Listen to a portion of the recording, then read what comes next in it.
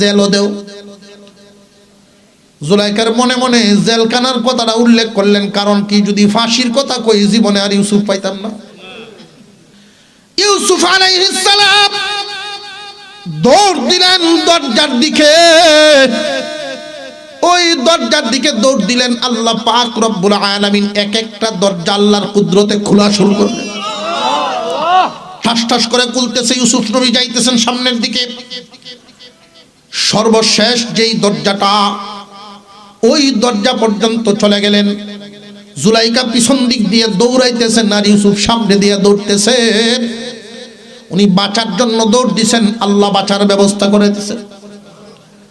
বাঁচার জন্য চেষ্টা করা আমাদের কাজ, বাঁচানো আল্লাহর কাজ। জুলাইখা পিছন দিক থেকে টান দিয়া ধরবার চেষ্টা করছিল, পাঞ্জাবিতে দড়ি ফেলছে, এরপরেও রাখতে পারেন নাই। উনি দৌড় দিয়া গিয়া যেই মাত্র সর্বশেষ দরজার সামনে পড়ছে, এমনি গিয়া মালিকের সামনে পড়ে গেছে। মালামাল নিয়ে সিরিয়ায় গেছিলেন, ওইখানে গিয়ে বেচা কেনা করছেন। ওইখান থেকে মালামাল কিনিয়া নিয়ে আবার মিশরের দিকে রওনা দিছেন। কেনান নগরী যখন পাড়ি দেয় তখন রাস্তা হয় দুইটা। আগের দিনে দেখতেন কোনো একটা রাস্তা দিয়ে মানুষ আসা যাওয়া করলে পায়ের দাগ পরে পড়ে না। মাঠের মাঝখান দিয়ে যদি মানুষ আসা যাওয়া করতো, পায়ের দাগে মানুষের চলাচলের জায়গায় দুবরা পর্যন্ত নাই। রাস্তা ছিল দুইটা। একটা রাস্তা দিয়ে মানুষ কম যায়, রাতের বেলায় যাওয়াটা বড় রিস্কের ব্যাপার, বড় ভয়ের ব্যাপার, চোর ডাকাতের সমস্যা। কিন্তু এই কাফেলার মধ্যে এমন একজন মুরব্বী আছেন, কাফেলার যিনি আমির, এই আমিরে তিনি বলতেছেন, আমার কাফেলার লোকেরা, যদি তোমরা সাহস করো তাহলে এমন একটা রাস্তা দিয়ে আজকে যাব, যেই রাস্তাটা যদিও একটু ভয়ের ব্যাপার কিন্তু বড় আরামের, গাছপালার অভাব নাই, বাগ বাগিচার অভাব নাই। ওইখানে গভীর একটা কুয়াও আছে আমার জানা মতে, আমি তো বহু বছর ধরে আসা যাওয়া করি, আমি জানি গভীর একটা কুয়া। এখন মানুষ আসা যাওয়া কম করার কারণে এই কুয়াটা ব্যবহার হয় কম। গভীর হওয়ার কারণে এই কুয়ার পানিটা বড় ঠান্ডা এবং গাছের অনেক ছায়া আছে। এখানে তাবু গেলে আমরা আরাম করতে পারবো, পাকশাক করে খাওয়া দাওয়া করে ধীরস্থিরে আমরা ওই দিক দিয়ে যাব। যদি কোনো চোর ডাকাতের বাহিনী আইসাও পড়ে, অনেকের সাথে আমার চিনা জানা আছে, ব্যবস্থা এখন করা যাইব। কোন এলাকায় যদি চুরি ডাকাতি হয়, ইয়া বুশরা হাদা গোলাম, ফায়ারছি গোলাম পায়াচ্ছি, চিৎকার শুরু করছে। এই বয়াদিসি শব্দ এরকম আঞ্চলিক একটা খুশির শব্দ ছিল এটা।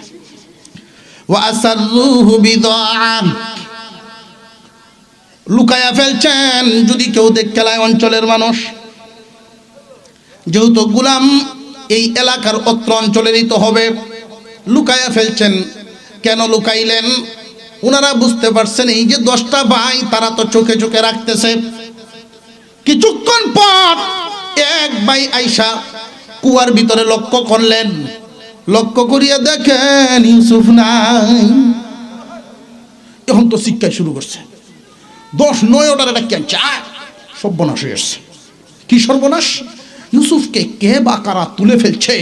এখন যদি ইউসুফ বাড়িতে চলে যায়, সর্বনাশ, দূষিত হইলাম আর আমাদের কাজও হইল না।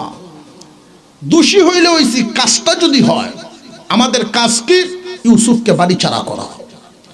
এইটা যদি করতে পারি, দোষের বোঝা মাথায় রাখলেও মনটারে তো বুঝতে চাই। ইউসুফ উঠে গেছে, এখন কি করা?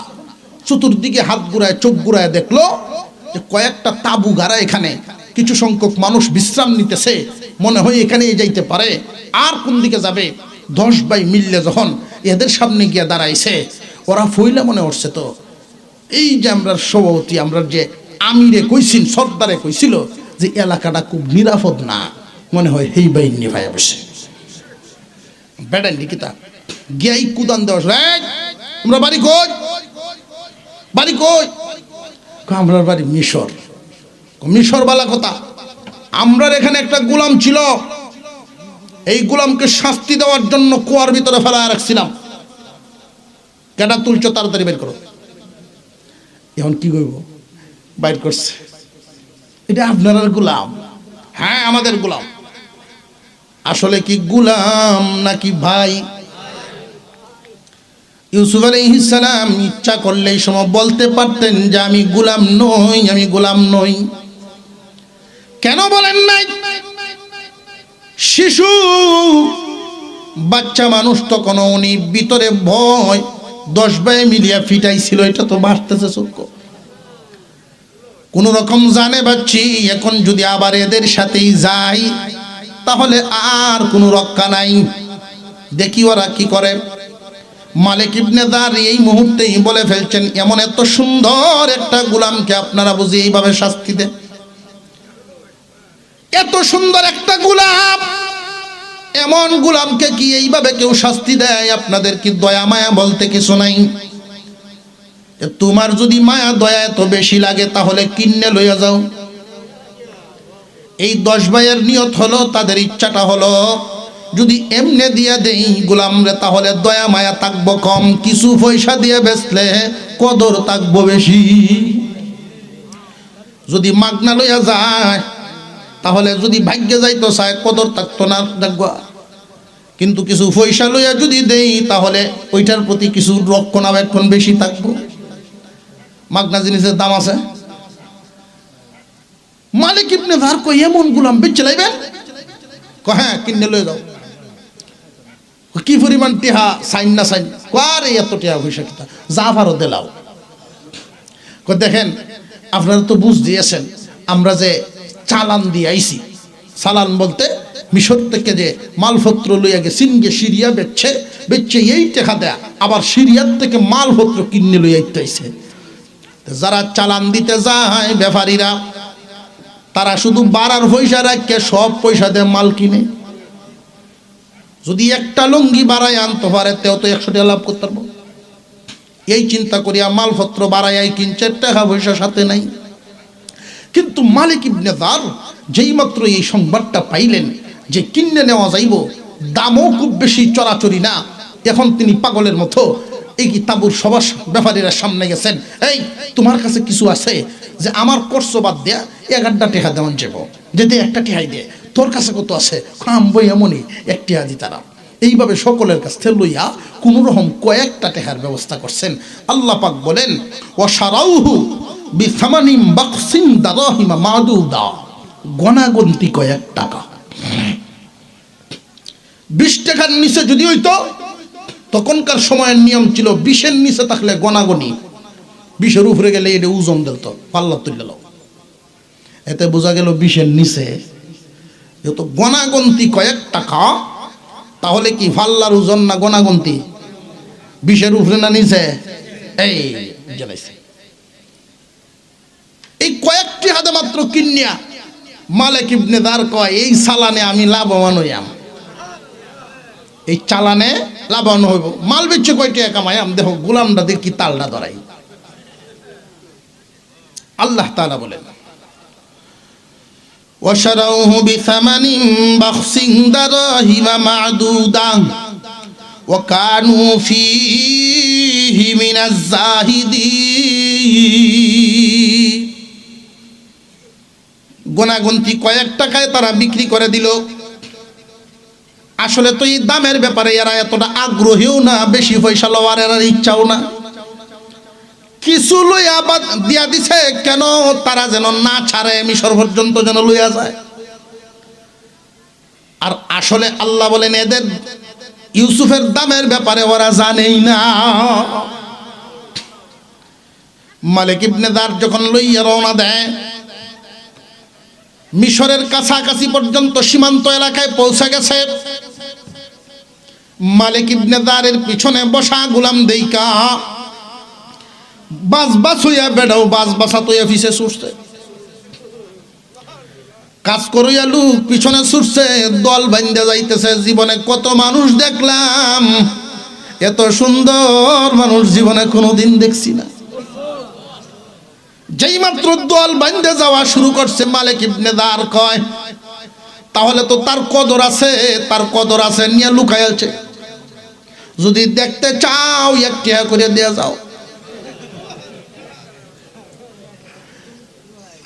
এত চিন্তা হইল লাভ করুন।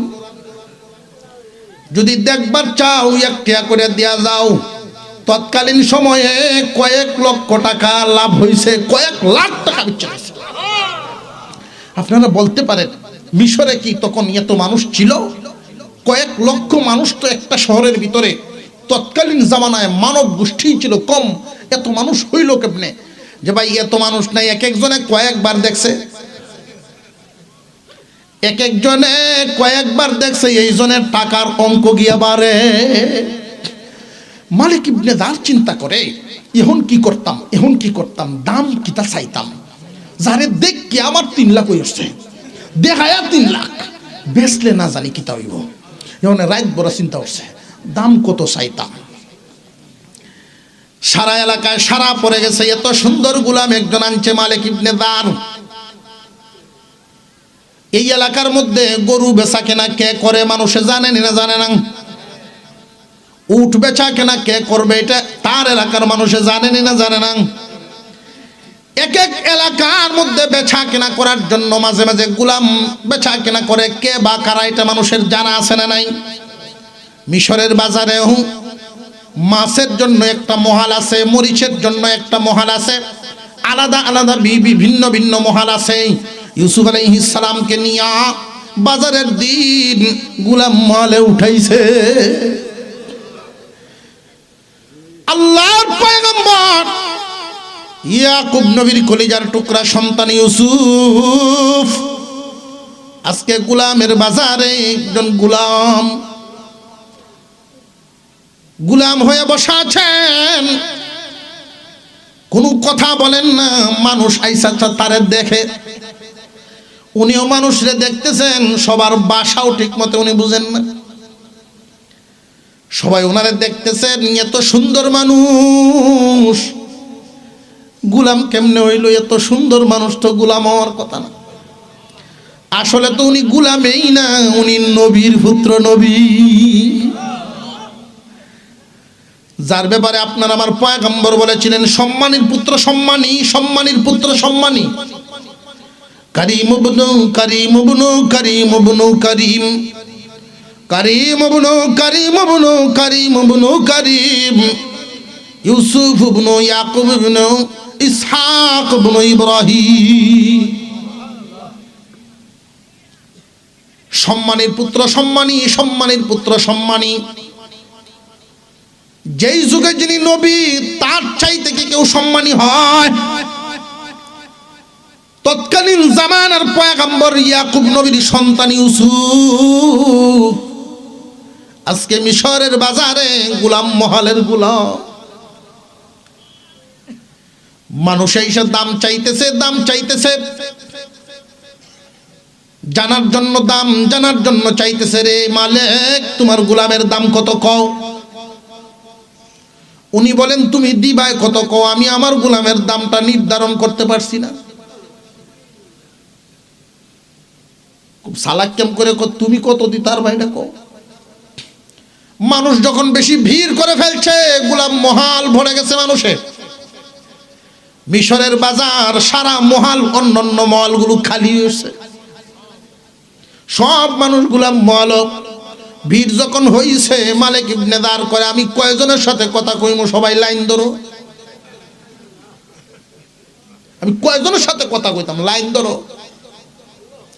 আর ওই দিক দিয়া মিশরের যেই আজিজে মিশর ছিলেন, উনি কি এক দরকারে গোলামরে বাজারে পাঠাইছে। তো তার গোলাম গুড়িয়া বাড়িতে গেছে, বাজার দি বন্ধ, কোনো দোকানপাট খোলা নাই। কই কি কয়, রাষ্ট্রীয় কোনো নোটিশ নাই, খামাখা বাজার বন্ধ কেন? কারণটা কি? কারণ হইল মালিক ইবনে দার কোন দেশ থেকে গোলাম কিনে আনছে, এই গোলাম রে দেখার জন্য সারা বাজারের মানুষ গিয়ে দলে হইছে। আজিজে মিশর বলেন আমার ঘোড়াটা বাইর কর, আমিও দেখতাম। যেই মাত্র আজিজে মিশর গেলেন গোলাম মহালের মধ্যে, দূর থেকে এক নজর দেখেই আজিজে মিশরের চোখগুলো সাধারণ মানুষের চোখের মতো। চক্ষু দুনিয়ায়, 20 বছর পরে কি হবে আগে দেখেই 20 বছরের পরেরটা বলে ফেলতে পারতেন। এরকম 3 জন চক্ষুওয়ালা ছিলেন। এর মধ্যে একজন মিশরের আজিজে মিশর, কারোর চেহারা দেখলেই বলতে পারতেন 20 বছর পরের ভবিষ্যৎ কি হবে। আরেকজন ছিলেন সাইয়্যিদিনা আবু বকর সিদ্দিক রাদিয়াল্লাহু তাআলা আনহু।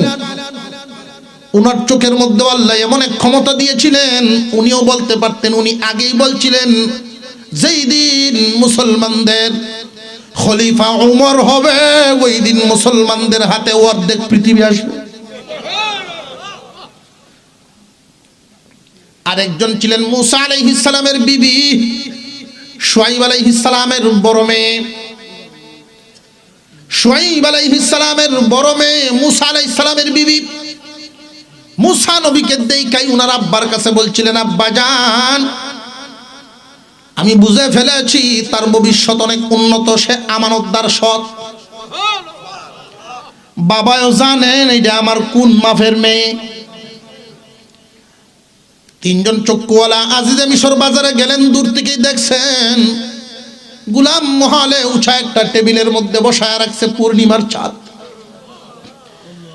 দূর থেকে উনি দেখছেন লাইন ধরা মানুষ দাম বলতেছে। মালিক ইবনে যার এক একজনের জিগায় দাম কত দিবা, কয় 5000, কয় 60, তোমার পিছনের লাই কত কয় দেখি, এটাই কয় 10,000, কয় 60, এর ভরের লাই কি কয় বাড়া শুরু হয়েছে। যার ক্যাপাসিটি যেই পরিমাণ পুরা চালান ধরে দেয়, পুরা ক্ষমতায় ধরে দেয়, কাম হয় না, সিরিয়াল পিছনেই যেতেছে। আজিজে মিশর বলেন সবাই সাইড হও। উনি নিজে গিয়ে সামনে দাঁড়াইছে, তো চোখ বুঞ্জে চাইতেছে, কেউ চেহারার দিকে তাকায় না। রে মালিক, দাম কত তোর গোলামের? আপনি কে, কত দিবেন কোন? আগে চোখ কুল আমার দেখ গেল, তাকাইছে, তাকায় দেখে আজিজে মিশর। এখন তো আগের যে বাপডা আছেন, বাপডা নাই। দাম কি চাইতাম, দাম কি চাইতাম আমি নিজেই বুঝতেছি না। আমি চাইতেছি কিছু বেশি, যে যত বেশি দিব আমি তার কাছেই দিব। যে দেখ, মাল হইল তোর, আর নিয়ম হইল মালিকের দাম একটা ধার্য করা, মালিকে আগে বলা, এরপরে কাস্টমারে করা। তুমি তোমার গোলামের দাম ধার্য করো। মালিক ইবনে যার বলতেছেন আমার গোলামের দাম আমি ধার্য করব। 3 প্রকার মাল দিবেন, স্বর্ণ দিবেন, রূপাও দিবেন, রেশমি কাপড়ও দিবেন। কি পরিমাণ? যে আমার গোলাম উঠবে 1 পাল্লায়, রেশমি কাপড় দিবেন, গোলামের ওজন সম পরিমাণ। আবার গোলাম উঠবে 1 পাল্লায়, রূপা দিবেন, গোলামের ওজন সম পরিমাণ। আবার গোলাম উঠবে 1 পাল্লায়, স্বর্ণও দিবেন, গোলামের ওজন সম পরিমাণ। আজিজে মিশর বলেন মঞ্জুর। আল্লাহু আকবার বলেন। সারা মিশরে হইচই শুরু হয়ে গেছে। এত চড়া দাম জীবনে কল্পনাও করি নাই। এত চড়া দাম দিয়ে কিনলেন, কারণটা কি? উনি ওনার পাশের মানুষদেরকে বলা শুরু করলেন, তোমরা জানো না, আমি জানি কারণটা কি। আমি তার চেহারা দেখেই বুঝে ফেলেছি সাধারণ কোনো মানুষ নয়, অনেক দামি মানুষ। তার চোখগুলো এটি গোলামের চোখ না, তার কপালটা গোলামের কপাল না, তার নাকটা এটা গোলামের নাক নয়। আমি আজিজে মিশর চিনে ফেলছি। আমার জানা মতে আজকের বাজারে বড় কম দাম দিয়ে আমি দামি জিনিস কিনছি, অনেক কম দামে দামি জিনিস কিনছি। আবু বকর সিদ্দিক রাদিয়াল্লাহু তাআলা আনহু মদিনার অলিগলিতে যখন ঘুরতেছেন, মদিনার গলিতে ঘুরেন সালার ছোটের পাঞ্জাবি পরিয়া, নিজের পাঞ্জাবিটা আল্লাহর রাস্তায় দিয়ে দিছে। মুনাফিকেরা বলা শুরু করলো, আবু বকর ব্যবসায়ীর ভূত, ব্যবসায়ী, আল্লাহ এবং রসুলের সন্তুষ্টির জন্য সব দিয়া দিলা, আল্লাহ এবং রসুলের সন্তুষ্টি অর্জন করতে গিয়া মালপত্র এমনকি পরনের জামাটা পর্যন্ত রাখলা না, সব দিয়া দিছ। আবু বকর ওই দিন বলছিলেন, দুনিয়ার বাজারে আমার সব কিছু দিয়াও যদি আল্লাহ এবং রসুলের সন্তুষ্টি কিনতে পারি, তবে জানিয়া রাখবা আমি কম দামা জিনিস দিয়া দামি বস্তু কিনলাম। যে যেটা চিনে দাম দিয়া কিনে, আর যে চিনে না সুযোগ পাইলেও কিনে না। আজিজে মিশর ইউসুফ আলাইহিস সালামকে নিয়ে ওনার বাড়িতে গিয়ে পৌঁছলেন, ঘরে গেছে। ইউসুফ আলাইহিস সালামের ঘরে গিয়া আজিজে মিশরের বিবির নাম জুলাইখা। ইউসুফ আলাইহিস সালামের বয়স তখন 13 বছর। বয়স কত? 13। আজিজে মিশর গিয়ে ওনার বিবিকে বলতেছেন, وقال الذي اشتراه من مصر وقال الذي اشتراه من مصر لامرأته أكرمي مثواه عسى أن ينفعنا أو نتخذه ولدا। রে বিবি, উত্তম একজন বালক নিয়ে আসলাম, উত্তম বালক। আজিজে মিশর তিনি গোলাম বলতেন না, কারণ ওনার চোখে তো এটা গোলামের চোখ না। বালক নিয়ে আসলাম, হতে পারে ভবিষ্যতে আমাদের অনেক কল্যাণে আসবে, আমাদের অনেক উপকারে আসবে, আর এমন কি আমরা তো তারে সন্তান হিসাবেও নিয়ে নিতে পারি। আমাদের কোনো সন্তানাদি নাই, আজিজে মিশরের কোনো সন্তান নাই, নিঃসন্তান ছিলেন উনি। আমরা তো তাকে সন্তান হিসাবে নিয়ে নিতে পারি, আর সন্তান কেন নাই এটারও অনেক বড় ইতিহাস, অনেক বড় ইতিহাস। জুলাইখা ইউসুফ আলাইহিস সালামকে দেখছেন 13 বছর বয়স। চেহারাটা দেখাই কেন জানি ওনার কাছে মায়া মায়া লাগে, পরিচিত লাগে। চেহারাটা দেখাই ওনার কাছে পরিচিত লাগে। জুলাইখা তৎকালীন জামানার বিশ্ব সুন্দরী। আজিজে মিশরের কাছে আসছেন, উনিও আরেক বাদশার মেয়ে। জুলাইখা সাধারণ কোনো মানুষের মেয়ে নন, উনিও বাদশার মেয়ে। উনার বাবার একমাত্র মেয়ে ছিলেন, বড় আদরের। হঠাৎ করে একদিন স্বপ্নে দেখেছেন একজন রাজকুমার মিশরের অর্থমন্ত্রীর আজিজে মিশরের চেয়ারের মধ্যে বসা, পোশাক পরা অবস্থায়, খুব সুন্দর অবস্থায় উনি দেখছেন উনার চৌকাটের সামনে দাঁড়ানো। প্রথম দিন কথা বলেন নাই, স্বপ্নে দেইকা। দ্বিতীয় দিন আবার স্বপ্নে দেখলেন। এই 2 দিন যাবৎ শুধু স্বপ্নটাই চোখে ভাসে, খানা নাই, ঘুম নাই, গোসলও নাই। দাসীবাদীরা খানা নিয়ে আসে, খানা খাইতে চায় না, কারোর কাছে কোনো কথাও বলে না। বাবা দৃশ্যটা দেইকা প্রধান খাদেমাদেরকে বললেন, আমার মেয়ের মনে কোনো কথা আছে কিনা তোমরা একটু জানিয়ে নাও। যদি বিয়ের বয়স হয়ে থাকে তোমরা আমাকে বলো। তার মনে যদি চায়, বহু রাজা বাদশার ছেলেরা প্রস্তাব দিয়ে রাখছে। তৃতীয় দিন আবার স্বপ্নে দেখেছেন পাগলিনীর মতো হয়ে গেছে।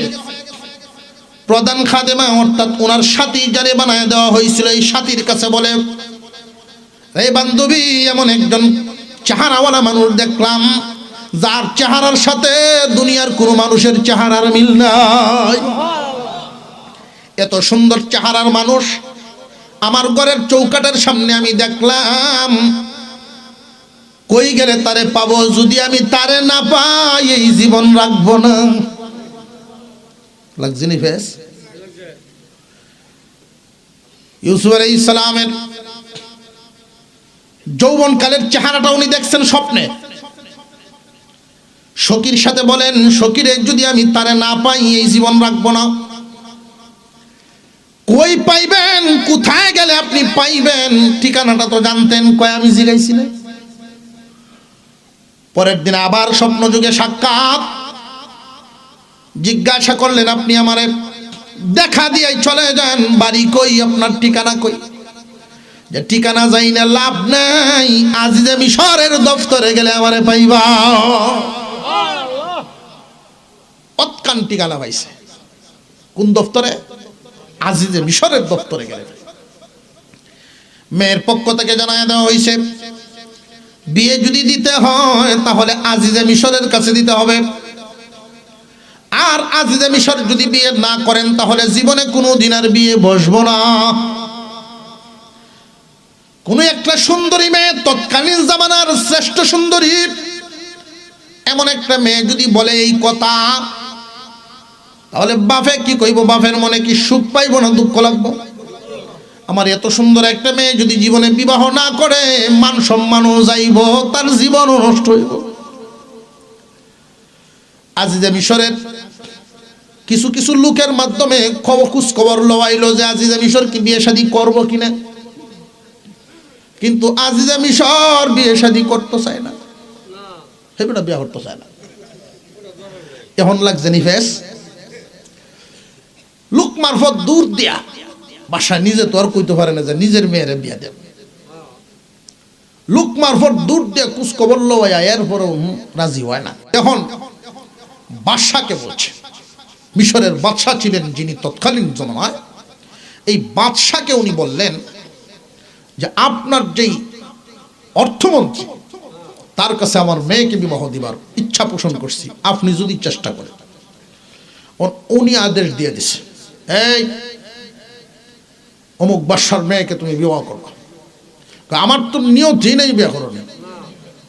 এখন আপনি যেহেতু হুকুম দিছেন, তাহলে করতাম পারি, তবে শর্ত হইল মেয়ের বাপে তারে সাজায় গুজায় লইয়া সেজন্য আই আমার বাড়িতে, আমি কে বউ তুললাম। তার ইচ্ছা হইল কোনো মেয়ের বাপে বাপে সাজায় লইয়া জামাই বাড়ি যেত না, যাইব। যদি দেখতে পছন্দ না হয় তখন আবার লইয়া ঘুরে যাওয়ার লাগবে। অন কি করব? জুলাইকা শূন্য, আব্বা আপনি যাইতেন না? না রে মা, আমার দ্বারা তো সম্ভব না। যদি তোমার আজিজে মিশরে পছন্দ না করে তাহলে তখন আমি তোমার লয়ে কই যাই। আব্বা আপনার যাওয়ান লাগতো না, আমি আমার সাথী সঙ্গী লয়ে যাইতেছি। সাথী সঙ্গী লইয়া যেই মাত্র গেইটের সামনে গিয়া দাঁড়াইছেন, আজিজে মিশরের পোশাক পরা, খবর পায়া লোকটাও আসতেছেন, তার তো ইচ্ছাই নাই বিয়ে করার। সকলের ইচ্ছা থাকে। প্রত্যেক থানায় 2-4 জন লোক এরকম আছে না? আল্লাহর কুদরতি, কিছু করার নাই। সে শারীরিকভাবে আনফিট, অসুস্থ, উনি বিয়ে করবেন না। এখন তো সাফও করছেন, যদি এইবার না করি মানুষ আমারে কিতা কইব, মানিজ্জত যাইব। আচ্ছা একটা বাউসাও দিয়ে করতাম পারি। আইসেই যখন দেখে গিয়া দেখে ডাইরেক্ট করে পছন্দ হয়েছে না, তো বিয়ে ভাঙিয়ে যাবো। বিয়া ভাঙ্গার তো বহু উচিল্লা আছে না। গেটের সামনে গেছে বিবিকে দেখার জন্য। যেই মাত্র একটা নজর দেখবে, গেটের সামনে দাঁড়াইছে। জুলাইকা দূর থেকে দেখছেন উনি পোশাক টিকি আছে, দফতরও টিকি আছে, কিন্তু চেহারা তো এইটা না। জুলাইখায় বলেন, বান্ধবী আমার স্বপ্নে দেখা মানুষটা উনি নন, তারে যদি না পাই আমি বিয়ে বসবো না। এখন আজিজে মিশর সামনে আইসা আইসা জুলাইখার চেহারা দেখে তার তো আগে নিয়ত আছে না, নিয়ত হচ্ছে। নিয়ত উইয়া সংসার করার লাগিন না, কয় এমন একটা মানুষ, এত সুন্দরী একটা মেয়ে, সে যদি আমার শরবত বানায় দেও তেও আমার মনটা ঠান্ডা করব। কয় আইসে যখন তার সুযোগটা ছাড়ি না, বিয়া করেছে, বিয়া করবো। সে বান্ধবীরা প্রস্তাব দিলেন, জুলাইখারে বান্ধবীরে, যেহেতু এই দপ্তরে তুমি দেখছো, আমাদের মনে কয় এইখানে তুমি অপেক্ষা করবা, স্বপ্নে দেখা মানুষ পাইলে পাইতে পারো। সেই স্বপ্নে দেখা মানুষটারে পাওয়ার আশায় উনি থাইকা গেলেন। দুইজনের মধ্যে গোপনে আলাপ হইছে, বিয়ে করার যোগ্যতা কিন্তু আমার নাই, তুমি যদি এই অবস্থায় বিয়ে বসো তাহলে করতাম পারি। জুলাইখা মনে মনে আমি তো এটাই চাই, তোমার মতো মানুষের সাথে সংসার করার নিয়ত আমার নাই, আমি অপেক্ষা করবো তোমার এই দফতর। মোটামুটি আইসে লাইন গিয়ে ওই ঘুরান দিয়ে আইসে।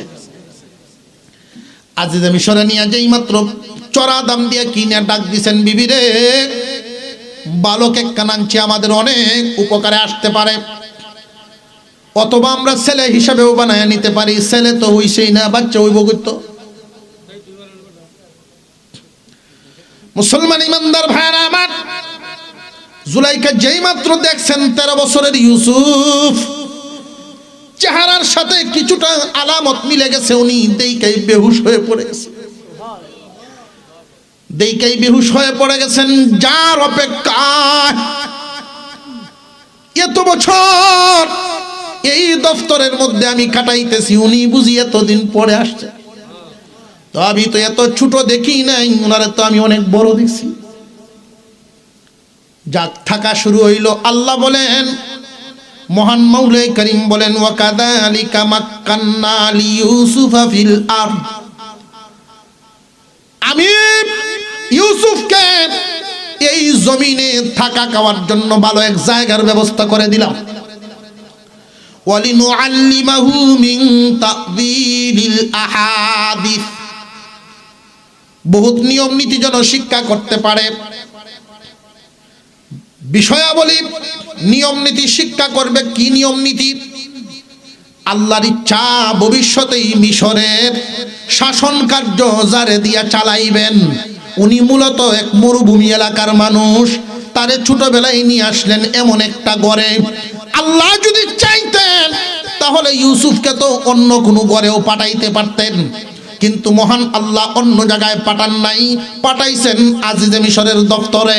আজিজে মিশরের দপ্তরে উনি থাকবেন, খাইবেন, কার্যকলাপ সব নিজের চোখে দেখবেন, দেইকা দেইকা মিশরের শাসন ক্ষমতা চালাইবার বিদ্যাও হাসিল হইব। আল্লাহু গালিবুন আলা আমরিহি ওয়ালাকিন্না আকসারান নাসি লা ইয়ালামুন। আল্লাহর কাছে আল্লাহ সফলতা অর্জন করেন, কিন্তু অনেকেই জানে না, অনেকেই এটা বুঝে না। আল্লাহ সকল কাজে পারদর্শী, এতে কোনো সন্দেহ আছে? তো এই বিষয়টা অনেকেই লক্ষ্যই করে না। আল্লাহ যেটা ইচ্ছা করেন এটা করেন। এইভাবে ওয়ালাম্মা বালাগা শুদ্দাহু আতাইনাহু হুকমা ওয়া ইলমা ওয়া কাযালিকা নাজজিল মুহসিনিন। ইউসুফ আলাইহিস সালাম ছিলেন সেখানে 10 বছর। কয় বছর? 13 আর 10, আর একটু জোরে কর। 23 বছরের একজন মানুষ পুরাপুরি যৌবন প্রাপ্ত হয়ে গেছে। 13 বছরের সময় ওনার রুচি, ওনার চলাফেরা, ওনার সৌন্দর্য যেমন ছিল, 23 বছরে পৌঁছার পরে এমন রয়েছে না, অনেক বাড়ছে। আর একটু জোরে কর। দেখবেন এমন একটা সময় আমাদের ছিল, ছোট থাকাকালীন নিজের রুচি, নিজের সৌন্দর্য, নিজের যত্ন নিজে যখন বুঝছি না, তখন একরকম ছিল, ও গুছালো অবস্থায়। যখন একটু বড় হয়, নিজের যত্ন নিজে বুঝে, সৌন্দর্য বাড়ে, কালো বেডাও জিন্সের প্যান্ট কিনতে। আর একটু জোরে কর। একটা ব্যবসা পাইয়ে আইয়ানি না না, এমন একটা সময় ছোটবেলায় সর্দি লাগলে নাকের পানি যখন পড়তাছে করে টান মারতো নিচে, এই এবার এই সাইড দিয়ে মুচ্ছা, আবার এই নৌচা মারছে, লাগছে কাপড় চোপড় নষ্ট হয়ে রয়েছে। তো যেই একটু বড় হয়েছে, এখন দোকান থেকে টিস্যু কিনে, রুমাল কিনে, কিনে সুন্দর করে পকেটে ঢুকাই নিলে চলে পকেটে তৈরি দিছে। সৌন্দর্য বুঝছে, নিজের মধ্যে নিজের যত্ন আইছে। ইউসুফ আলাইহিস সালামের সৌন্দর্য আগের তুলনায় বহু গুণ বেড়ে গেছে। সুন্দর তো বাড়ছেই, আর গুণ কি পরিমাণ।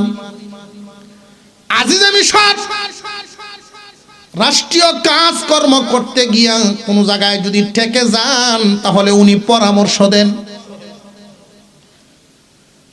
এটা এইভাবে করলে কেমন হয়। আমার মনে হয় এমনি করলে মনে হয় সুন্দর হইব, এইভাবে আদবের সাথে বলে। আজিজে মিশর আশ্চর্য হয়ে যান যে তার পরামর্শটা খুব দামি। দিন যত যায় ওনার প্রশংসা সারা মহলে ছড়ায়া পড়ছে। জুলাইকা তো এখন ইউসুফরে দেখলে শুধু বাক্য কয়, বিভিন্ন ধরনের কবিতা কয়।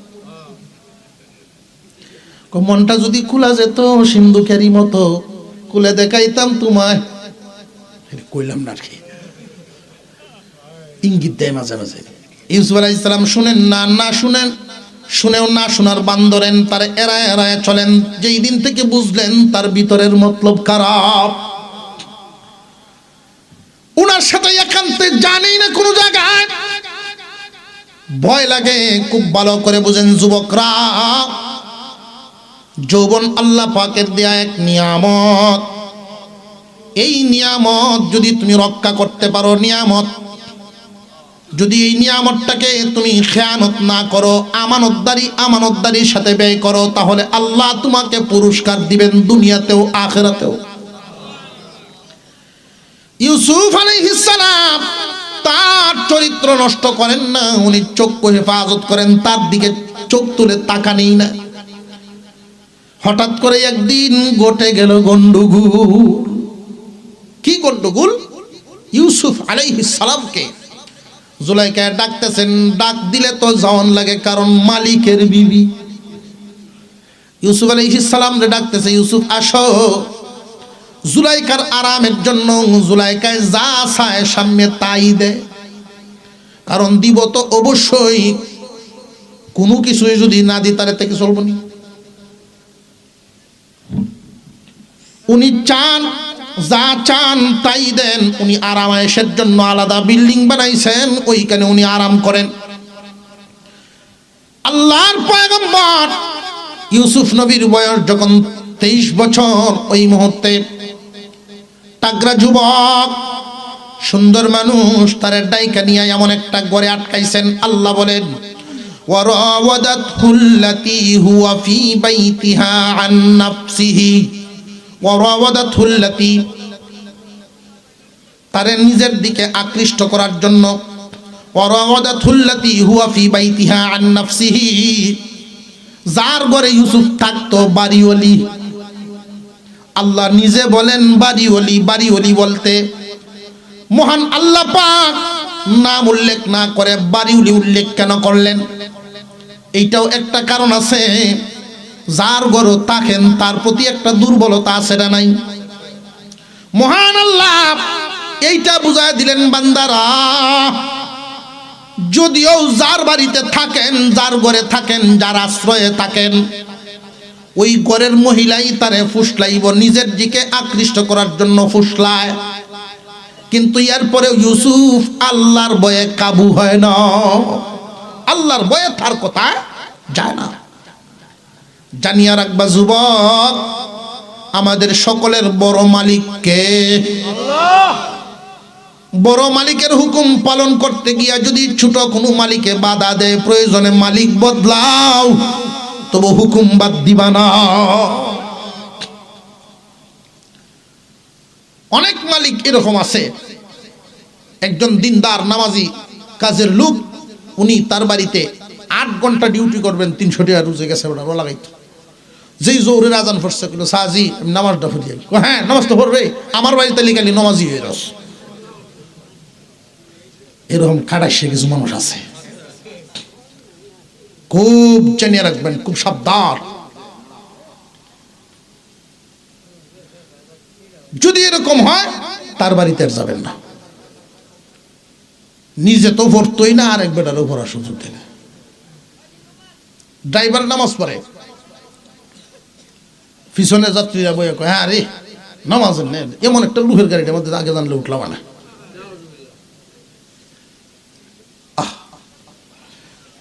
ইউসুফ আলাইহিস সালাম তার কথা শুনেন, কিন্তু কোন কথা? যেই কথা শুনন জায়েজ, যেই কথায় আল্লাহ নারাজ, এমন কথায় উনি সাড়া দিবেন। ডাকছেন ভালো কথা কইয়া, ঘরের ভিতরে নিয়ে আটকাইছেন, 7টা সপ্তম কক্ষের ভিতরে নিয়ে আটকাইছেন। কি পরিমাণ! আল্লাহ পাক রব্বুল আলামিন বলেন, ওয়া গাল্লাকাতিল আবওয়াবা ওয়া ক্বালাত হাইতা লাক। গল্লাকাতিল আবওয়াব, বাবুনের বহু বচন, আবওয়াব অনেকগুলো দরজা, 7টা দরজা একটার পরে একটা লাগাইছেন, একটার পরে একটা লাগাইছেন, সবগুলো তালা।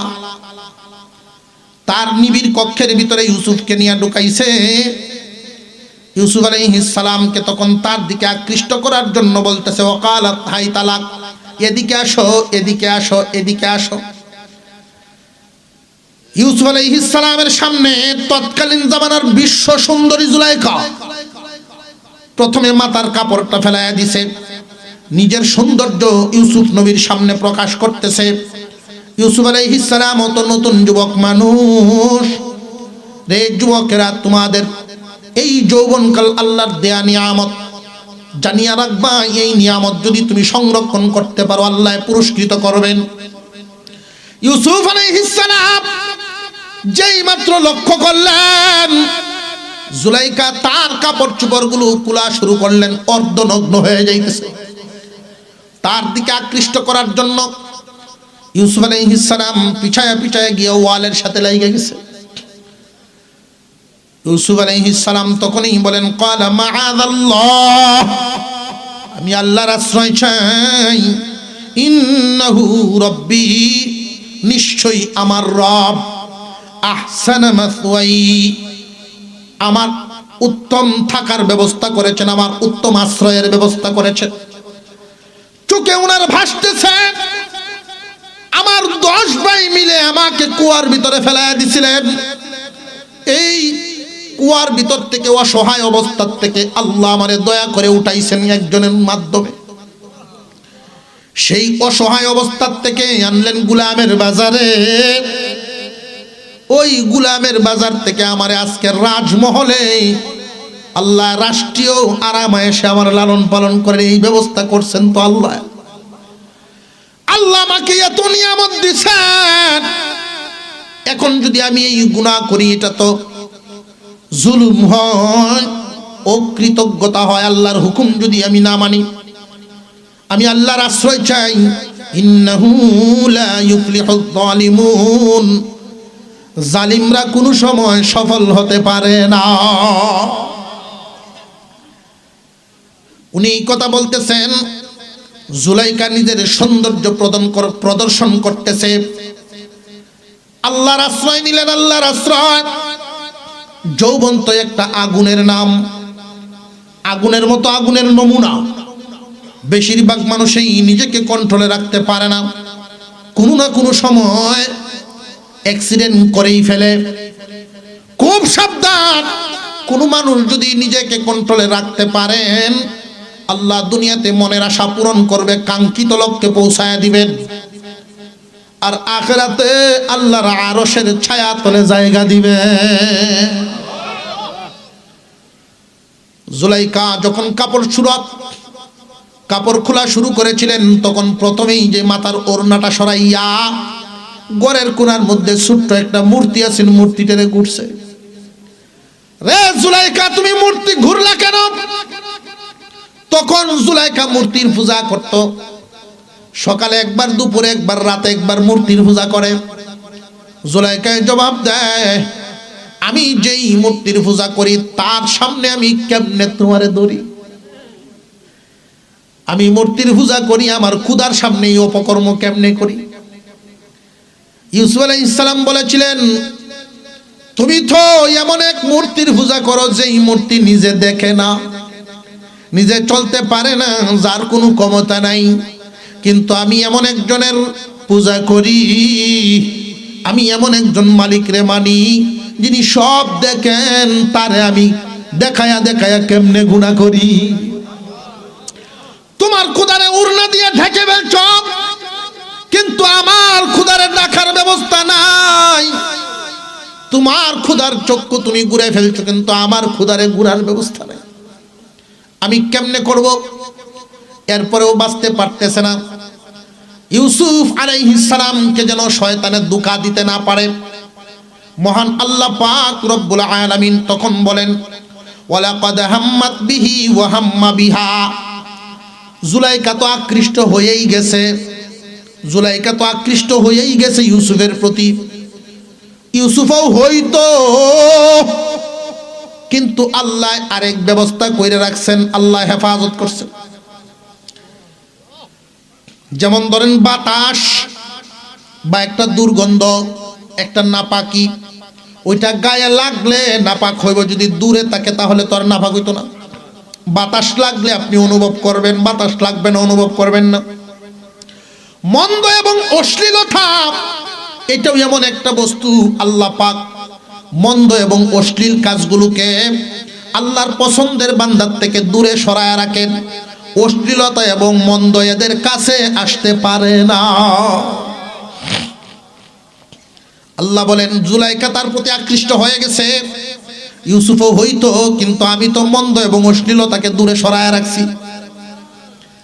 ইউসুফও একজন মানুষ, আর মানুষ যে সমস্ত বস্তু দিয়া গড়া, ওরা ভুলের দিকে ধাবিত হয় বেশি।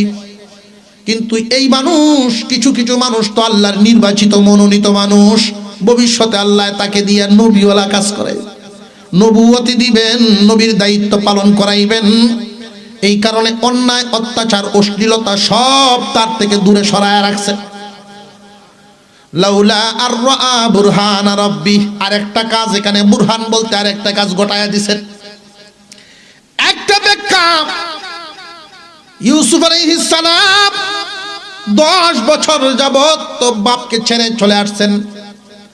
বাবা যে পয়গম্বর এটা ইউসুফের জানা আছে না নাই? হঠাৎ করে তিনি আল্লাহু আকবার বলে যখন উপরে তাকাইলেন, ঘরের ছাদের দিকে তাকায় দেখেন ইয়াকুব আলাইহিস সালামের চেহারা দেখা যায়। 10 বছর পরে আব্বার চেহারা দেখলেন, জিহ্বায় কামড় দেওয়া। এইভাবে জিহ্বায় কামড় দিয়া তিনি ইশারা করতেছেন, সাবধান বাবা সাবধান। এমনি তিনি আল্লাহু আকবার বলে দৌড় মারলেন, দৌড়। রে মুসলমান যুবক, অন্যায় থেকে বাঁচার চেষ্টা করা আমাদের কাজ, বাঁচায়া দেওয়া আল্লাহর কাজ। বাঁচানোর চেষ্টা করা আমাদের কাজ, আর বাঁচানোর মালিক আল্লাহ। চেষ্টা করবো আমরা, বাঁচাইবেন কে? আল্লাহ পাক রব্বুল আলামিন বলেন, ওয়াস্তাবাকাল বাবা ওয়া কাদ্দাত কামিসাহু মিন দুবুরিন ওয়া আলফায়া সাইয়্যিদাহা লাদাল বাব ক্বালাত মা জাযাউ মান আরাদা বি আহলিকা সুআন ইল্লা আন ইউসজানা আও আযাবুন আলীম। ইউসুফ আলাইহিস সালাম দৌড় দিলেন দরজার দিকে, ওই দরজার দিকে দৌড় দিলেন। আল্লাহ পাক রব্বুল আলামিন এক একটা দরজা আল্লাহর কুদরতে খোলা শুরু করলেন। ঠাস ঠাস করে খুলতেছে, ইউসুফ নবী যাইতেছেন সামনের দিকে। সর্বশেষ যেই দরজাটা, ওই দরজা পর্যন্ত চলে গেলেন। জুলাইখা পিছন দিক দিয়ে দৌড়াইতেছেন, আর ইউসুফ সামনে দিয়ে দৌড়তেছেন। উনি বাঁচার জন্য দৌড় দিছেন, আল্লাহ বাঁচার ব্যবস্থা করে দিয়েছেন। বাঁচার জন্য চেষ্টা করা আমাদের কাজ, বাঁচানো আল্লাহর কাজ। জুলাইখা পিছন দিক থেকে টান দিয়া দরবার চেষ্টা করছিল, পাঞ্জাবিতে দড়ি ফেলছে, এরপরেও রাখতে পারেন নাই। উনি দৌড় দিয়া গিয়া যেই মাত্র সর্বশেষ দরজার সামনে পড়ছে, এমনি গিয়া মালিকের সামনে পড়ে গেছে। জুলাইখার স্বামী আজিজে মিশরের সামনে। আল্লাহ, জুলাইখার অবস্থাটা কি কাপড় চোপড় ঠিক আছে এই সময়? আর একটু জোরে কর। মুসিবত দুজনের মাথার উপরে আসমান ভাঙ্গে পড়ছে। বেটে কওয়া শুরু করে দিছে আগেই, নারী কিয়া চিজ হ্যায়, জেলও দেও। জুলাইখার মনে মনে জেলখানার কথাটা উল্লেখ করলেন, কারণ কি, যদি ফাঁসির কথা কই জীবনে আর ইউসুফ পাইতাম না। জেলের কথা কইয়া দেই, আমিও বাঁচি, সেরেও যেন দেখতে পারি। কিন্তু দুষ্টা তো দেলছে তার উপরে, দুষ্টা দেলছে তার উপরে। মুসলমান ভাইরা আমার, এই পর্যন্তই রইল। হ্যাঁ, আপনার তো সুবিধা আছে, একটু হুইতে ঘুম দিবেন, বাড়িতে গিয়ে কইবেন যে দেখ 8টার আগে কিন্তু তোর ফুলাফান লই আমার দ্বারা না। কিন্তু আমরা তো রে ভাই কাজ কাম আছে, প্রতিদিনই একটু জায়গা মেলা আছে, উঠতেই দেরি হয়ে গেছে আমাদের, যেহেতু মেহমান আমাদের প্রধান অতিথি।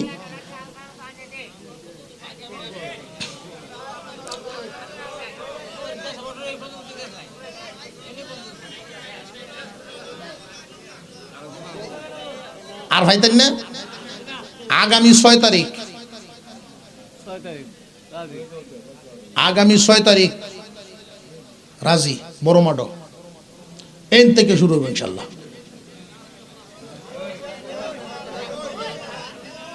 না, রাইত হয়ে গেছে 1:30, এখন মুনাজাত হইতো,